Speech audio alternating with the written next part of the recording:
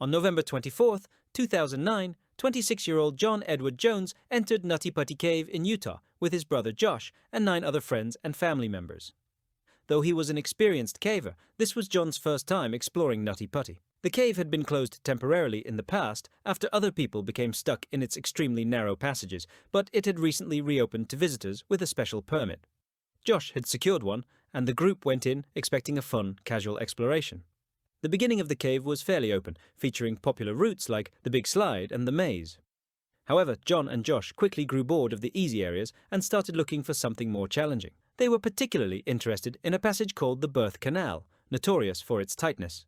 John was over 6 feet tall and weighed about 200 pounds, making such tight spots risky, but he was confident. At one point, the brothers misidentified a narrow shaft as the entrance to the birth canal. John crawled into it head first, squeezing his chest through a 12-inch high opening. He believed that just ahead there was a larger space where he could turn around. But he was wrong. The tunnel narrowed further into an uncharted section of the cave that hadn't been mapped. Before realizing the mistake, John slid into an even smaller hole that dropped vertically. He was now upside down and completely stuck in a crevice just 10 inches wide and 18 inches tall. Any movement wedged him in tighter. His chest was compressed, making it hard to breathe. Josh tried to help, but couldn't pull him out. He eventually had to exit the cave to call for help.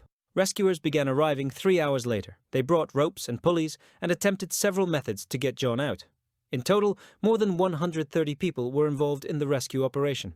As the night wore on, John remained stuck, his blood slowly pooling in his lower body due to gravity. At first, he stayed alert and even spoke with his wife via a special device. But by the next morning, after spending more than 24 hours upside down, his condition started to deteriorate rapidly. He began hallucinating and his vital signs dropped. At one point, rescuers managed to lift him a few feet using a pulley system. A rescuer even made eye contact with him and gave him Gatorade through a tube. But then the pulley anchor broke loose from the rock, injuring the rescuer and sending John sliding back into the hole.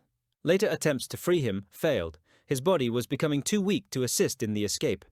Finally, after more than 27 hours trapped in that small hole, John Jones was declared dead. His body was never recovered. The section of the cave was permanently sealed, and a plaque was placed at the entrance in his memory. Floyd Collins, tragedy.